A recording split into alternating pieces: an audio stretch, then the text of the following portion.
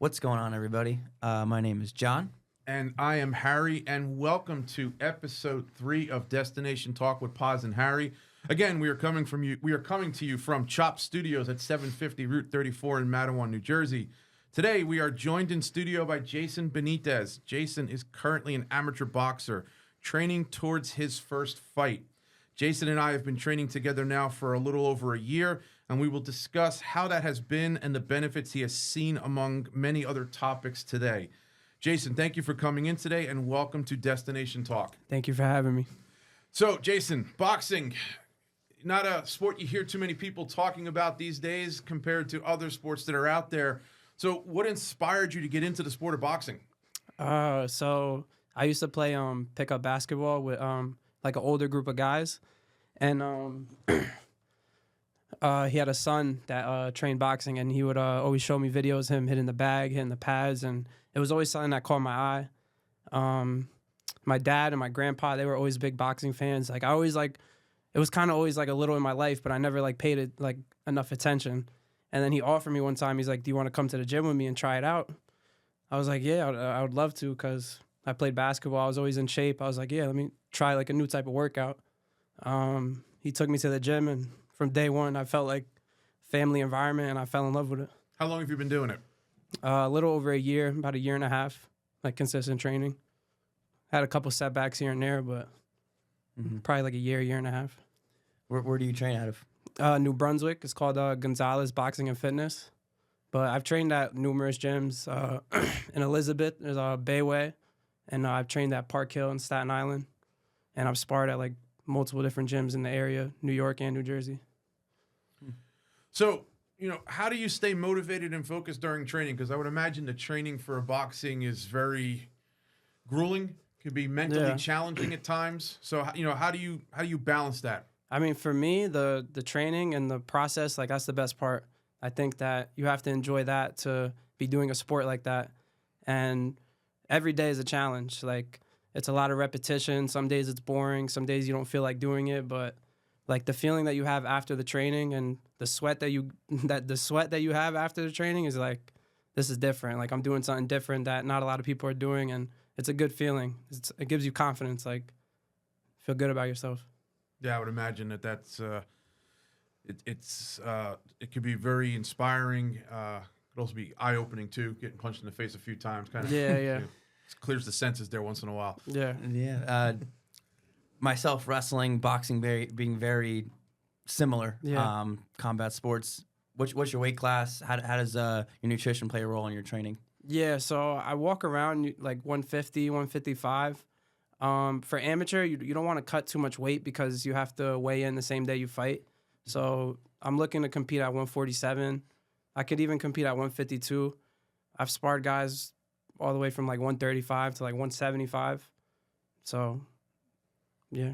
Any challenges with the weight cut in with that? Because I know for wrestling, having been around John quite a bit. Not that he's ever struggled, but you got to be very strict with your nutrition and staying on point. Yeah, I mean, normally I eat healthy. Just I try not to eat too much garbage. I meal prep. My brother, he's big into the whole fitness thing, and he helps people lose weight. So I do ground turkey, rice. I'll do chicken, broccoli. I'll cut out carbs once in a while. I like being in shape. I think being in shape and being fit, for me, that's something that I always want to do, even if I wasn't doing boxing. So it makes you feel good. Yeah.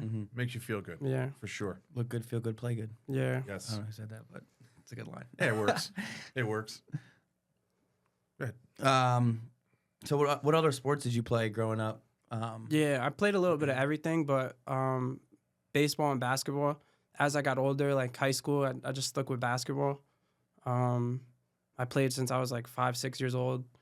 I played on some really good teams. I used to go away for baseball camps, basketball camps.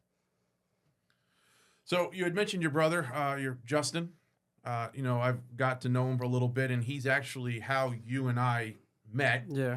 And regarding our training. So, I wanted to ask you, the training we do. You're the first boxer I've ever worked with. Mm-hmm. So it's not traditional training in the sense that I'm training you for longer distances, like lacrosse, baseball, basketball players. But what aspects of the training that we have done is that you have found has been beneficial to you in the boxing ring, and would you endorse this type of additional training to fellow boxers or just athletes in general? Yeah, 100%. I love the training that we do. It's similar to basketball. Like they always say, your first step is like the most important. I feel the same with boxing, like because we're all trained to do the same thing, and being like a little quicker, being like one step ahead of your opponent, like that is similar to wrestling. I assume like that gives you the edge in certain aspects, and being light on your feet, the resistant band training we do, the ladder work, like the feet is everything. My coach always tells me that your feet is your first line of defense. Like, yeah, you can have your hands up, you can have your head movement, but, you know, sometimes you got to get out of there. Like, you got to angle out, and feet is honestly one of the most important things in boxing.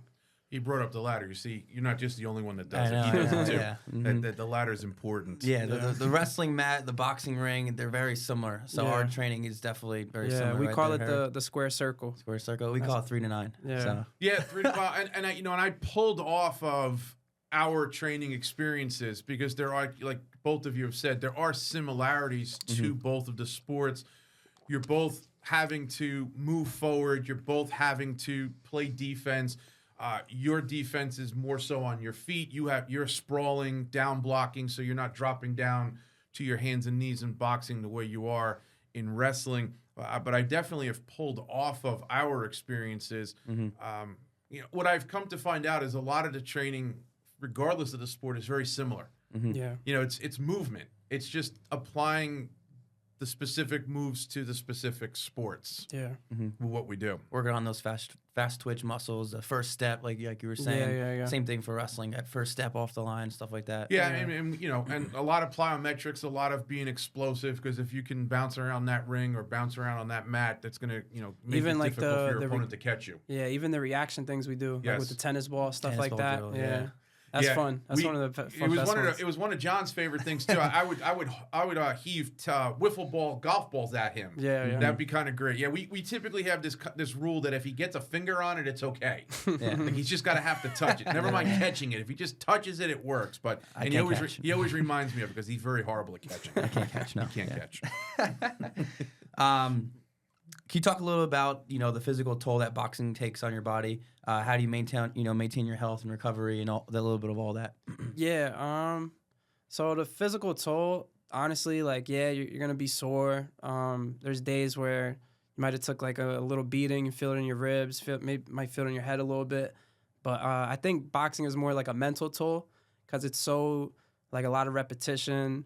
Like I said, some days it's like, do I really want to do this? Like, you know, I'm a normal guy. I work a job too, like having to wake up early and sometimes, and my coach set up some work for me, and I gotta wake up 9, 10 in the morning and spar. Like it's not easy sometimes. Physically, I do a lot of recovery, like stretching. I do foam roller, Theragun. Now I started cold plunging, which I really like. But I would say more of a mental toll. Like you really gotta want to do it. And for me, like I said, like the feeling after the workout, that's always the best feeling. Yeah, Harry and I were talking about this the other day. The mental toll that you know sports take sometimes, and not just recovering your body physically, but it's recovering it mentally too. You want to talk a little bit about that? Yeah, well, I mean, this is probably going to be a topic on a future podcast that we're kind of bouncing around some ideas. But you know, this concept of burnout and athletic burnout, and you know, the constant go. Your scenario is a little different. You're an adult. You're breaking into a rather, you know, let's be fair, it's a violent sport. Yeah. You know, when you're going out there to hit someone in the head to score points, you can't lose sight of that. But you know, you have to condition yourself to know that, hey, I might get hurt. You know, this is the nature of the sport, and I think it does take a special someone to want to do that. Some might question those who step in the ring are a little wacky to begin with, but you know, but it's all said with love. But you know, it does. You know, you have to have a mental mindset knowing that, hey, I'm going to get hit. I have to be willing to hit back if I want to be successful in this ring. Yeah. Any superstitions? Any routines that you go through? Superstitions? Not really. Routine, yeah, it's definitely a routine. Always when we go in the gym, it's like 10, 15 minutes jump rope. We do like 3 to 5 rounds shadow boxing, 3 minutes, like 30 seconds off. We'll get right into like heavy bag work or pad work. Some days we're working just defense, or sometimes we're working like single punch combination scenarios. Yeah. So, like you just said, you're a normal guy. You go to work all the time. Can you kind of give us like a day-to-day, what your day looks like, how you balance your personal life and your training required to be a boxer? Yeah. So throughout the week, I usually work Wednesday through Sunday, and I kind of work like a night shift. So I get out of work like sometimes 2, 3 in the morning. On the weekends for Saturday and Sunday, I have training at 12 noon, and then Sunday 10 in the morning. So those days are tough, but for me during the week it's not too rough because I usually train with Harry like 1, 2 o'clock, and then I'll go to boxing maybe 3, 4, or some days 5. Mm-hmm. It's easy to balance everything if you really want to do something. I think for me, like, boxing is one of the things that comes first. Like, yeah, I know I got to work and I know I got to pay my bills, but boxing is something that makes me happy, and I think being happy is important. So I always look forward to the training. I always look forward to going to boxing. I noticed, and it kind of touches on something that you brought up in our very first episode. Mm-hmm. Of there's a level of commitment to this. You, John, have spoken about the numerous hours of waking up at 6 a.m., being at the facility, getting a lift in, getting work done on you, having 2 or 3 workouts, whether you're rolling around on the mats, lifting, recovery, and it sounds, the same thing. Yeah.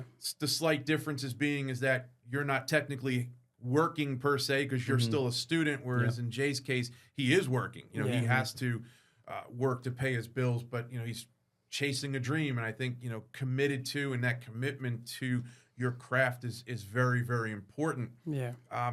You brought up sparring, you brought up coaching. How important is that relationship to the coaches you have, to your sparring partners? How do they help you grow as a fighter, both in and out of the ring? Yeah. So with me, all my coaches, and even you, Harry included, like, to me, like, they're more than coaches. Like I built like really good relationships with everyone around me. We see each other a lot, like, constantly. So to me, like, all my coaches are more than coaches. They do a lot for me.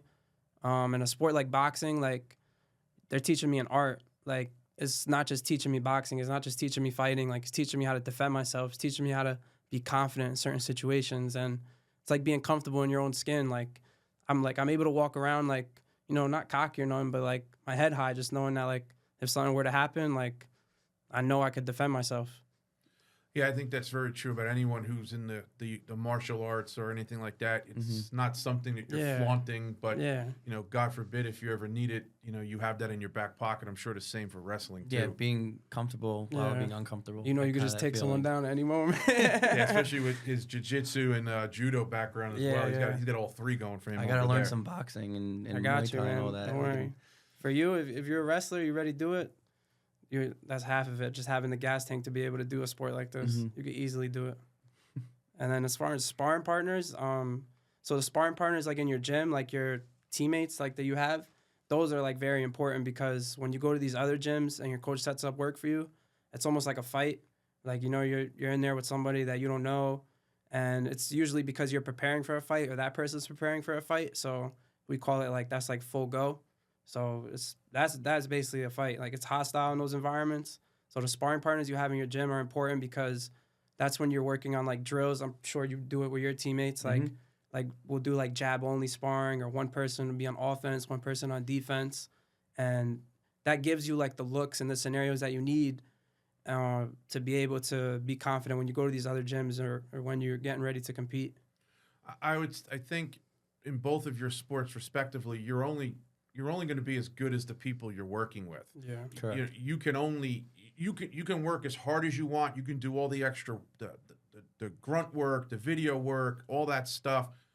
And I think also too, something that I've read a lot, and like, when you become the smartest person in the room, you got to find a new room to go to. And I think the same holds true in both of your sports. Now, there are limitations to that in some capacity, but once you've become I don't want to say the best in the room, you got to go find somewhere else to go or ask someone to challenge you a little bit differently, because that's how you grow. Yeah, you got to find someone who can beat you or who can, make you in a bad position to get better in that position that you're not good at. Right. Yeah. Absolutely. Mm-hmm. I know we train about 2 to 3 times a week, so we're always talking, we're always working. I know there's been some fights lined up, but you said there have been some setbacks along the way. Yeah.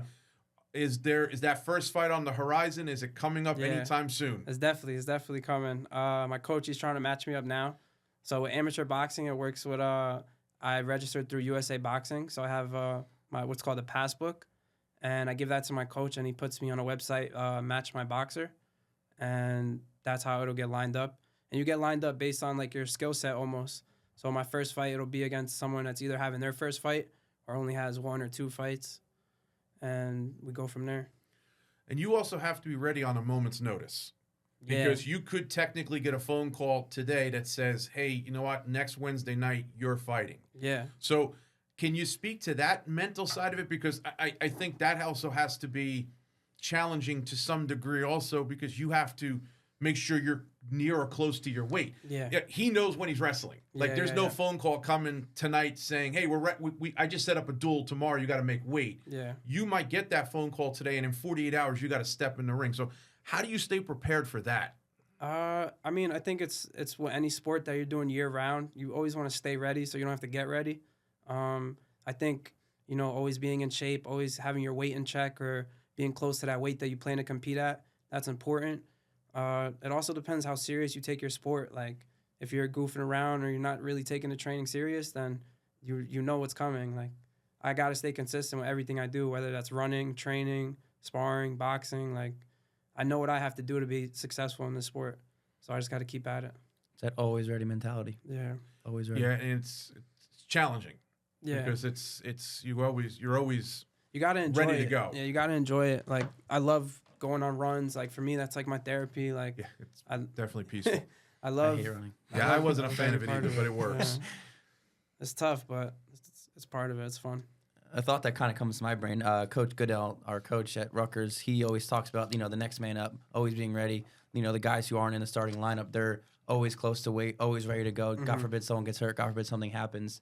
Yeah. It's kind of what I kind of got from that. Well, and also, too, and something that you've heard me say to you when we've trained, it's that what's next moment. Mm-hmm. Just because we do a movement, you have to be. It's not typically or technically over, because sports are always evolving. It's when you do something, you're preparing yourself for the next potential play. Yeah. And I think it kind of piggybacks off of what you just said, John. It's that next man up or what's next mentality, because the athlete that stops at just thought number one only will go so far, but the individual that thinks 2, 3, 5 steps ahead is the one who's more times than not sees more success. Yeah. Mm-hmm. So what are you hoping to achieve in the sport of boxing? What are your goals? What does your journey look like? Yeah. So I'm definitely excited to compete for the first time. Definitely gonna compete more than once. I'm looking to do the Golden Gloves. It's like a big thing here in Jersey. I think around the country, it's one of like the biggest tournaments for like amateur boxing. Definitely want to have a Golden Glove championship under my belt. That'll feel amazing. And we see where it goes from there.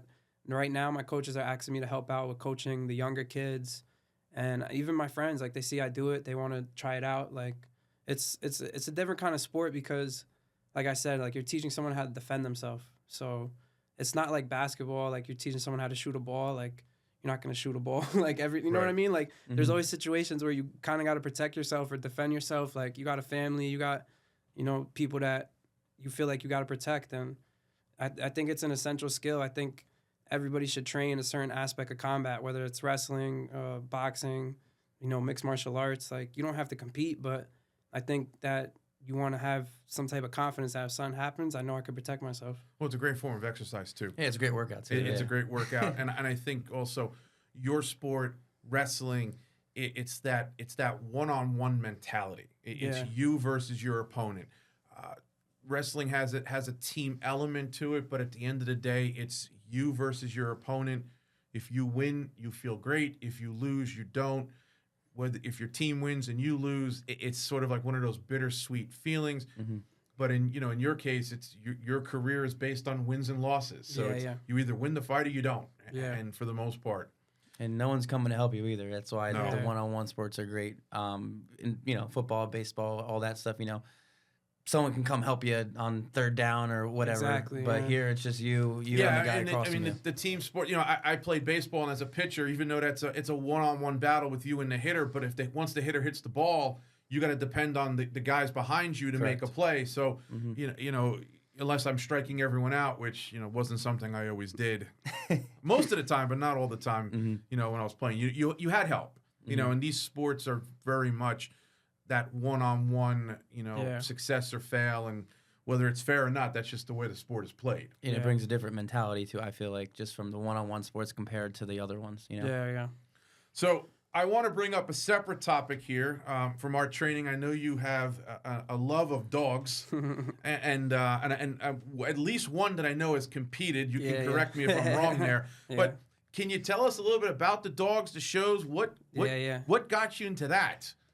So I used to work at Toyota. I met a really cool guy there that was breeding dogs, and they were XL bullies.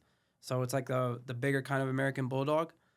He showed me the father of the dog that he was about to breed with, and I was like, never seen a dog like that, like so muscular, so big, so strong. And I live by myself, and so I'm thinking, like, you know what I mean? Like, I'm gonna feel safe with a dog like that. Like, so I went and I got a puppy. I took the biggest one, and he turned out to be like way bigger and way crazier than I thought he would be. And when he was about like, I think 8 or 9 months, I took him to the first show, which is it's an ABKC show, and it's based on like their stance, their movement, and their temperament. And off rip, everyone told me I had a special kind of dog. I knew he was special because everywhere I go with him, people tell me they never seen a dog like him. And he won his first show at 10 months, which is crazy because a dog doesn't fully like grow out to their stuff until like 2 years old, even 3 years old sometimes. He won his first show at 10 months in Baltimore. I won 2 more shows after that. So right now, if I win 1 more show, he'll officially be a champion. Yeah. Awesome. Full-time job with that too, I would imagine. Yeah. I mean, it's something that, you know what I mean? It's another thing. It keeps me busy on the grind, like something that makes me feel good. I think bringing the best out of your dog brings the best out of you. Like people that have a dog, they know that. Well, and the tough thing is they don't talk back to you, so you have to kind of like I know you said one of them had like an allergic reaction, and you're trying to figure out what's going on with this dog, and they just look at you. Yeah, it's not like we can speak to each other as humans. I love dogs, man. They're my family members. They do way more for me than I do for them. Yeah. So I try to give them the best life I could. I think a lot of people that own pets feel that way with what they have. So, Jay, the purpose of our podcast is to spread a positive message to our listeners by having athletes and coaches share their stories, and aspiring other athletes. Based on, what you've experienced, the sports you've played, what advice could you offer to those aspiring athletes out there in our listening audience that would be of some help to them? Yeah. Like I said before, I mean, like, you got to, like, be in love with the process, like the grind, like actually getting better. I think like the best feeling as an athlete is when you start to see those results. You start to see yourself getting better. The people around you, they're like, wow, like you've really been improving. And the most important with that is staying consistent, staying true to yourself, listening to your coaches. You got to be coachable in every sport. I know that for a fact. And sometimes my coach gets on me about that. Like I'm not listening to him in certain situations because it gets hectic in there. But yeah, you got to be coachable. You got to stay consistent, and you got to love the process. How many hours a week do you think you commit to the sport of boxing with regards to your training?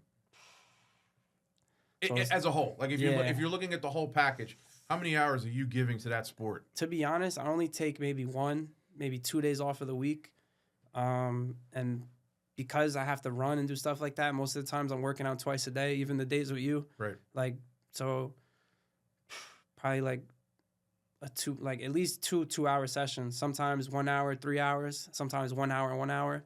All depends on the quality of work and what you're working on that day. Sometimes I just go for like a 30-minute 5-mile run, or sometimes it'll be an hour like workout with you.